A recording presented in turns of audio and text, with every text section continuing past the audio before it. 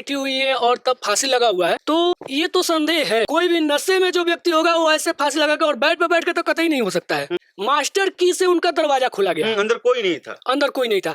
ठीक है, हो सकता है कि अगर उनको कोई मार के मास्टर की से बंद भी किया होगा। ये तो तभी हो सकता है जब होटल वालों की मिली भगत हो, क्योंकि मास्टर की तो होटल वाले के पास होगी और होटल वाले का ही बयान आया कि वो पार्टी में गई थी, जब आई तो नशे में थी। तो यहाँ कोई बहुत बड़ी साजिश है। इसको अगर अच्छे से निष्पक्ष होकर अगर जांच किया जाए तो अब जाके हकीकत पता चलेगा। ऐसे तो आरोप के घेरे में आ ही गए हैं समर सिंह। अगर उनके तरफ से धमकी मिला है तो आरोप के घेरे में है, बट पूरे 100% आरोपी नहीं कर सकते। बहुत गंदा भोजपुरी इंडस्ट्री है। यहाँ कंडीशन रखी जाती है कि पहले इसके साथ, इसके साथ, इसके साथ, इसके साथ बेड शेयर करो, उसके बाद फिर हीरो के साथ काम करो। कोई आपको बोलता है कि आप सोइए, आप अपने मन से जाती है। ये नहीं कि वहां से उठाकर और ले जाकर सुलाता है लोग, ऐसा नहीं होता है। आपको भी अंदर में लालच होता है कि मैं सो जाऊंगी तो मुझे काम मिल जाएगा। समर सिंह का कोई हाथ नहीं है, तो समर सिंह फरार क्यों हैं? उनके भाई फरार क्यों हैं? उनका मोबाइल बंद क्यों आ रहा है? एक्चुअली में भागना पड़ता है इसलिए कि अभी जब तक ले निष्पक्ष जांच नहीं हो रहा है, हम डायरेक्ट आरोपी कर दे तो वो अभी सामने आएंगे कैमरा पे, तो इसमें पुलिस पे भी संदेह उठेगा। अब इससे पहले अक्षरा का देख लीजिए, अक्षरा जी का, उनके साथ भी बहुत सारा ऐसा हुआ। क्या हुआ? स्पॉट बॉय उनके कमरा में गया था तो कितने देर बाद निकला हुआ है, कितना देर कमरा के अंदर था, इससे तो पता चल जाएगा। पहली बात तो कि दाह संस्कार का पैसा नहीं था, ये गलत मानिए। जिनके पास गाड़ी हो, बंगला हो, उनके पास दाह संस्कार के लिए पैसा नहीं होगा, ये तो मतलब गलत बात है। हो सकता है जो भी समर सिंह के दुश्मन हो इस बात का विभाग फायदा उठा लिए होंगे कि आप उनके साथ सोएंगे तभी आपको काम मिलेगा। उसको एक्सपोज करिए, ऐसे जानवर को, ऐसे राक्षस को हम सब घसीट के उसे समाज में ले आएंगे और आईना दिखाने का उसे काम करेंगे। कोई भी लड़की आती है तो उनका शोषण किया जाता है। नमस्कार, जय हिंद दोस्तों, आप सभी का स्वागत है चर्चा में। दोस्तों, जैसा कि आप सभी को पता है कि हमारे बीच अब भोजपुरी की एक बहुत ही अच्छी अदाकारा आकांक्षा दुबे नहीं है। क्या मामला है आप सभी को पता है। इसी में आज हमारे साथ चर्चा करने के लिए हैं भोजपुरी इंडस्ट्री के एक जिम्मेदार गीतकार। कहते हैं ना कि जहां न पहुंचे रवि वहां पहुंचे कवि। इनका नाम है सोनू पांडे। तो आइए जरा इसी विषय में इनसे चर्चा करते हैं कि आखिर क्यों आज भोजपुरी इंडस्ट्री में जो फीमेल आर्टिस्ट हैं उन्हें ऐसा स्टेप उठाने की जरूरत पड़ रही है। स्वागत है सोनू भाई आपका चर्चा में। नमस्कार। सबसे पहले तो जितने लोग चर्चा को देख रहे हैं उन सभी को बहुत बहुत धन्यवाद। सोनू भाई, जैसा कि आपको पता है कि आकांक्षा दुबे का क्या मामला है, इस विषय में आप क्या सोचते हैं कि आखिर क्यों आकांक्षा दुबे को यह स्टेप उठाने की जरूरत पड़ी? देखिए, सबसे पहले तो ये बात है कि भोजपुरी इंडस्ट्री हो या हिंदी इंडस्ट्री हो, शोषण तो किया जाता है। चाहे वो किसी प्रकार की मतलब कोई भी लड़की आती है तो उनका शोषण किया जाता है। बट ये ऐसा स्टेप उठाना एक बहुत बड़ी बात है, क्योंकि आप देखे होंगे कि सुशांत सिंह राजपूत के साथ भी ये काम हो चुका है हिंदी में। और बहुत सारे ऐसे लड़कियां जो है कि अब कोई फांसी लगा ली, कोई सुसाइड छत से कूद कर कर ली, कोई मतलब बहुत सारी आती रहती है। और आकांक्षा दुबे जी के जहाँ तक बात रहा, एक बहुत अच्छी सीनियर कलाकार थी और अभी के डेट में तो बहुत अच्छा उनका चल रहा था। बट ये अचानक ऐसे क्यों की, ये सवाल बनता है। वो लड़की करे जो स्ट्रगल कर रही है तो समझ में आता है। पावर स्टार के साथ काम, ट्रेंडिंग स्टार के साथ काम, अरविंद अकेला कल्लू के साथ काम, फिल्मों पे फिल्म मिल रही है, अच्छे उनके पास पैसे आ रहे हैं। हालांकि जिस हिसाब से हम काम देखते हैं उस हिसाब से हमें लगता है कि पैसे आ रहे हैं, लेकिन फिर भी लोग कह रहे हैं कि उनके साथ समर सिंह ने कुछ गलत किया है, इस वजह से ये स्टेप उठाया है। उनकी माँ आरोप लगा रही हैं, उनकी मौसी आरोप लगा रही हैं, उनके भाई आरोप लगा रहे हैं कि समर और उनके भाई जो संजय सिंह हैं उन्हीं की वजह से ये चीजें हुई हैं। और वो तो ये भी मानने के लिए तैयार नहीं है कि उनकी बेटी ने सुसाइड किया है, आत्महत्या किया है। वो तो कह रहे हैं कि इसमें भी समर सिंह का हाथ है, और आप समर सिंह को भी करीब से जानते हैं, तो क्या कहेंगे इसके बारे में? देखिए, सबसे पहली बात है कि जैसे हम लोग फोटो देखे कि बेड पे बैठी हुई है और तब फांसी लगा हुआ है, तो ये तो संदेह है। क्योंकि इस हिसाब से कोई भी व्यक्ति हो, अगर एक तो और आरोप लगाया जा रहा है कि वो नशे में थी, तो अगर वो नशे में थी तो ऐसे फांसी लगा नहीं सकती है। कोई भी नशे में जो व्यक्ति होगा वो ऐसे फांसी लगा के और बेड पे बैठ के तो कतई नहीं हो सकता है। तो हो सकता है इसमें साजिश हो। एक चीज और बनता है, जैसे उनकी माँ का मैंने बयान सुना था कि 4-5 दिन पहले धमकी आया था। तो देखिए, कभी कभी ऐसा होता है कि अगर हमारे आपके बीच में लड़ाई होगा, आप मुझे उस गुस्से में आके बोल दीजिएगा कि मैं तुम्हारा मर्डर कर दूंगा, और इसका फायदा कोई तीसरा उठा लेता है। तो यहाँ कोई बहुत बड़ी साजिश है। इसको अगर अच्छे से निष्पक्ष होकर अगर जांच किया जाए तो अब जाके हकीकत पता चलेगा। ऐसे तो आरोप के घेरे में आ ही गए हैं समर सिंह। अगर उनके तरफ से धमकी मिला है तो आरोप के घेरे में है, बट पूरे 100% आरोपी नहीं कर सकते। तो आपको ऐसा लगता है कि समर सिंह और आकांक्षा दुबे की जो बीच की लड़ाई थी उसका फायदा किसी तीसरे ने उठा लिया है? बिल्कुल हो सकता है। हर कोई चाहता है, देखिए समर सिंह भी स्टार है, आकांक्षा दुबे भी स्टार थी। तो भोजपुरी इंडस्ट्री हो चाहे हिंदी इंडस्ट्री हो, एक दूसरे से तो जलन होता ही है कि ये क्यों चल रहा है। तो हो सकता है जो भी समर सिंह के दुश्मन हो इस बात का विभाग फायदा उठा लिए होंगे।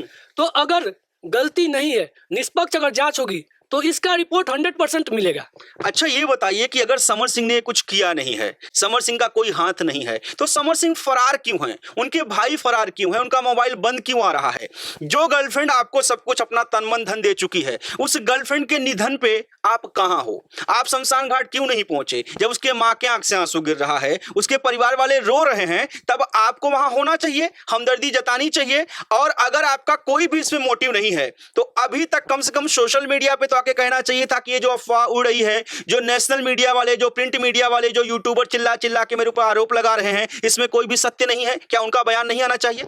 नहीं, बयान आना चाहिए, बट सर क्या होता है ना, जब आप सीधे आरोपी बना देते हैं, FIR कर देते हैं, तो एक्चुअली में भागना पड़ता है। इसलिए कि अभी जब तक निष्पक्ष जांच नहीं हो रहा है, हम डायरेक्ट आरोपी कर दे तो वो अभी सामने आएंगे कैमरा पे, तो इसमें पुलिस पे भी संदेह उठेगा। पुलिस को भी मतलब किया जाएगा कि आप इनके ऊपर FIR अभी तक गिरफ्तार नहीं किए। अभी पुलिस पे भी सवाल उठ रहा है, देख रहे हैं कि तो इस वजह से वो हो सकता है भागे फिरे होंगे। हाँ, अगर वो आरोपी है, जांच के घेरे में आए, जांच होगी, पुलिस टीम है। ऐसे तो देखा जाए, जो हमने सुना था, जो न्यूज वाले से कुछ सुने थे कि मास्टर की से उनका दरवाजा खोला गया, अंदर कोई नहीं था। अंदर कोई नहीं था। ठीक है, हो सकता है कि अगर उनको कोई मार के मास्टर की से बंद भी किया होगा। अगर हम लोग ये तो तभी हो सकता है जब होटल वालों की मिली भगत हो, क्योंकि मास्टर की तो होटल वाले के पास होगी, और होटल वाले का ही बयान आया कि वो पार्टी में गई थी, जब आई तो नशे में थी, और हो सकता है डिप्रेशन में लाइव आने के बाद उन्होंने सुसाइड कर लिया हो। तो जब पुलिस जांच करेगी सर, तो हर CCTV कैमरा दरवाजे के कमरा के अंदर तो नहीं होगा, बट कमरा के सामने तो रहता है। वहां CCTV कैमरा का फुटेज से पता चल जाएगा कि कौन सा व्यक्ति कितने देर अंदर रहा है और कितने देर में बाहर आया है।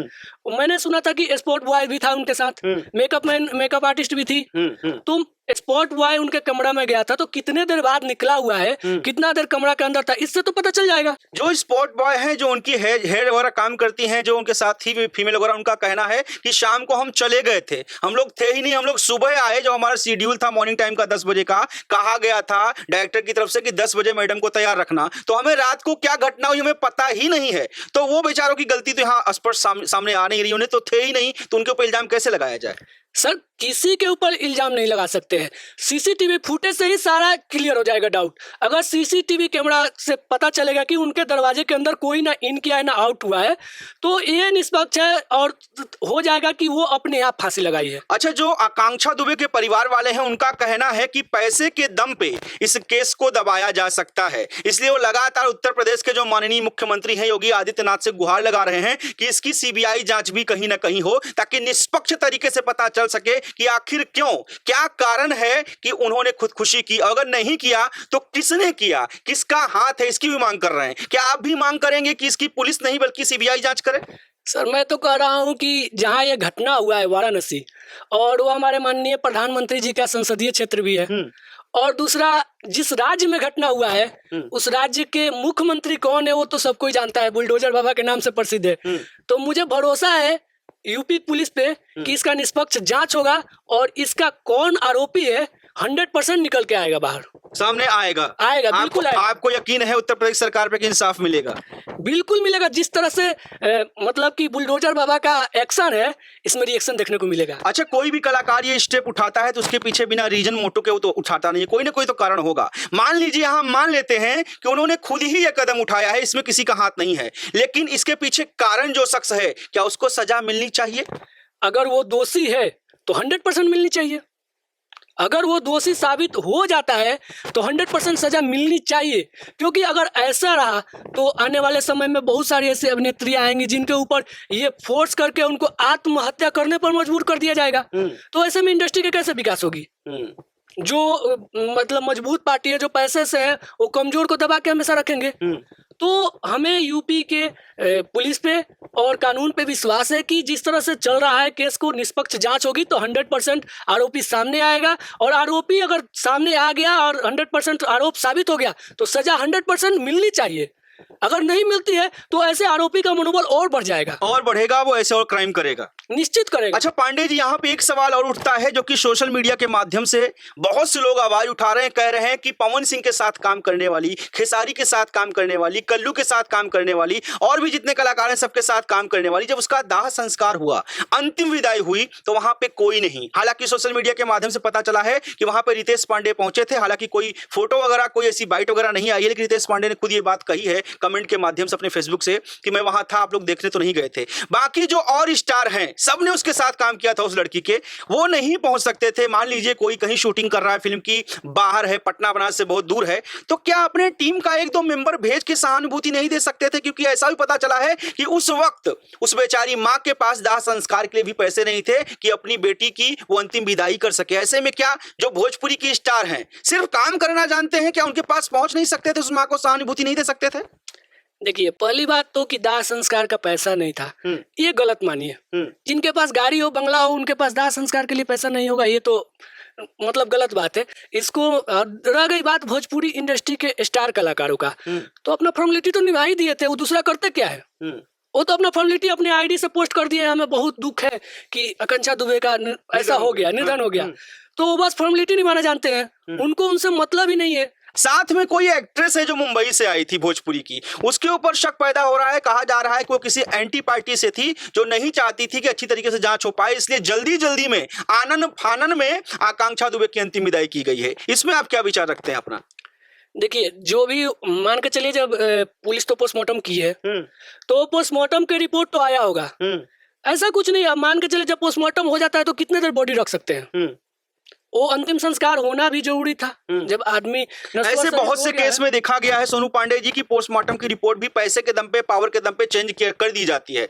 इस वजह से भी कहीं ना कहीं निशा पांडे सतर्क थी, उनकी मां को सतर्क कर रही थी कि अभी रखो, पोस्टमार्टम रिपोर्ट आने दो, हो सकता है इसमें वो चीजें ना दिखाई जाए जो हम देख रहे हैं। जैसा कि आपने बोला, बैठ के कोई इंसान कैसे गले में फंदा लगा सकता है? कोई भी झूलता हुआ मिलेगा, हैंगिंग करता हुआ हवा में मिलेगा, तभी पता चलेगा उसने सुसाइड किया है। बैठा हुआ है, गले में फंदा लगा हुआ है, तो कैसे जनता एक्सेप्ट करे कि हाँ भाई उसने स्वतः अपने आप अपनी जान को दिया है? इसमें शक उठता है, इसीलिए वो भी इस तरीके की बोल रही थी। खैर, ये तो बात की बात है, न्यायिक प्रक्रिया है, सामने स्पष्ट आ जाएगा जो भी अपराधी होगा या खुदकुशी की है, पूरा मामला सामने आएगा। लेकिन जो भोजपुरी इंडस्ट्री में अभी तमाम और अभिनेत्रियां हैं जो शोषण का शिकार हो रही हैं, आए दिन आप देखते हैं इंटरव्यू के दौरान, अभी देखिए वनु दी ग्रेट एक बहुत अच्छी आर्टिस्ट है, उन्होंने भी इंटरव्यू में बोला, मैंने उनका इंटरव्यू किया था तो उन्होंने बोला हाँ बहुत गंदा भोजपुरी इंडस्ट्री है, यहाँ कंडीशन रखी जाती है कि पहले इसके साथ, इसके साथ, इसके साथ, इसके साथ बेड शेयर करो, उसके बाद फिर हीरो के साथ काम करो। ये चीजें हो रही हैं। तो आप क्या मैसेज देंगे जो भोजपुरी में अभिनेत्रियां काम कर रही हैं उनको, और जो आने वाली हैं जिनके साथ शोषण ना हो, उनको क्या क्लियर मैसेज देंगे आज, ताकि ऐसी घटना फिर भोजपुरी में ना हो? देखिए सर, ये जो बात रह गया इसके साथ उसके साथ उसके साथ, ये केवल भोजपुरी में ही नहीं, जितने भी इंडस्ट्री है ना सब में होता है। और ये जरूरी नहीं है कि आप सो कर ही आगे बढ़ो। अगर आपके अंदर टैलेंट नहीं है तो सोने से आपको एक मूवी मिल सकता है, लेकिन अगर टैलेंट नहीं है, पब्लिक ही आपका टैलेंट देखता है, हीरो आपका टैलेंट नहीं देखेगा। लेकिन उसे दिखाने का मौका तो हीरो ही देते हैं ना, जब मौका ही नहीं देंगे दिखाएंगी कहाँ लड़कियां? दिखाने से क्या फायदा होगा? अगर आपके अंदर टैलेंट है तो सोना जरूरी नहीं है। आज सोशल मीडिया का जमाना है, आप अपना खुद प्लेटफॉर्म बनाओ और उस पे चलो, एक ना एक दिन खुद जो भी डायरेक्टर है, हीरो है, आपके पास दौड़ के आएंगे। ये कोई जरूरी नहीं है कि आप उनके साथ सोएंगे तभी आपको काम मिलेगा। अगर आप में है जज्बा और आप में हिम्मत है, आपके अंदर टैलेंट है, तो सोशल मीडिया का जमाना है, फेसबुक, इंस्टाग्राम, यूट्यूब, किसी पे अपना आईडी बनाइए सब पे और अपना वीडियो डालिए। एक ना एक दिन अच्छे डायरेक्टर और अच्छे एक्टर अभी भी है, ये नहीं है कि सारे के सारे वही है। हम सारे को नहीं बोल सकते, कुछ लोग हैं जिनके वजह से पूरा इंडस्ट्री बदनाम होती है। हर चीज में आप चाहे जो भी लीजिए, नेता हो या अभिनेता हो, चाहे कोई भी, हर में कुछ लोग होते हैं, 5 उंगलियां बराबर नहीं होती हैं। कुछ लोग होते हैं जो पूरे को बर्बाद करके रखते हैं। तो जो नई लड़कियां आ रही हैं उनके लिए आपका क्या मैसेज रहेगा? अभी मेरा मैसेज यही है, देखिए सर, फर्स्ट बात ये बताना चाह रहे हैं, अगर कोई आपको बोलता है कि आप सोइए, आप अपने मन से जाती है, ये नहीं कि वहां से उठाकर और ले जाकर सुलाता है लोग, ऐसा नहीं होता है। आपको भी अंदर में लालच होता है कि मैं सो जाऊंगी तो मुझे काम मिल जाएगा। आप अपने अंदर के टैलेंट को पहचानिए। अगर आपके अंदर टैलेंट है तो सोने की जरूरत नहीं है। जो सोने का ऑफर दे रहा है ना, उसे लात मार के भगाइए और अपना सोशल मीडिया पर अपना प्लेटफॉर्म बनाकर अपने से हिट होइए। कल बड़े बड़े डायरेक्टर और बड़े बड़े आर्टिस्ट आपके कदमों में होंगे। ये बहुत बड़ी बात सोनू पांडे जी ने बोली है, और ये मैं हमेशा बोलता हूं कि अगर आपका टैलेंट है तो आपको कोई रोक नहीं सकता। सूर्य की एक एक किरण कितना भी घनघोर बादल छाया हो, उसे चीर के रोशनी हम तक पहुंचाता ही पहुंचाता है। अगर आपके अंदर टैलेंट है तो आपका टैलेंट जरूर निस्संदेह एक दिन जनता के सामने, पब्लिक के सामने आएगा और आप आगे बढ़ेंगे। किसी के साथ कंप्रोमाइज करके कुछ भी फायदा नहीं है, आपको बस वो यूज करके छोड़ देगा। और हमें बहुत बड़ी सीख मिलती है अभिनेत्री आकांक्षा दुबे से। कभी भी आप ऐसा कोई स्टेप मत उठाइए, आपके जाने के बाद आपका परिवार, आपके माँ बाप, भाई बहन, रिश्तेदार शर्मिंदा होते हैं और उसके साथ साथ रोते भी लगते हैं। एक दो दिन नहीं, पूरा जीवन उन्हें अब रोना है। आकांक्षा दुबे तो चलो चली गई, भगवान उनकी आत्मा को शांति दे, लेकिन अगर आप लोग के साथ ऐसा हो रहा है तो आवाज उठाइए। हम सब आपके साथ में है, मीडिया आपके साथ में है, प्रशासन आपके साथ में है। अगर कोई आपको उंगली उठाता है, ऐसा कोई भी ऑफर देता है, तो आप मीडिया में आइए, उसको एक्सपोज करिए। ऐसे जानवर को, ऐसे राक्षस को हम सब घसीट के उसे समाज में ले आएंगे और आईना दिखाने का उसे काम करेंगे। सोनू पांडे जी, बहुत बहुत धन्यवाद चर्चा में बेबाक तरीके से बात करने के लिए। आपका तहे दिल से शुक्रिया। धन्यवाद। धन्यवाद।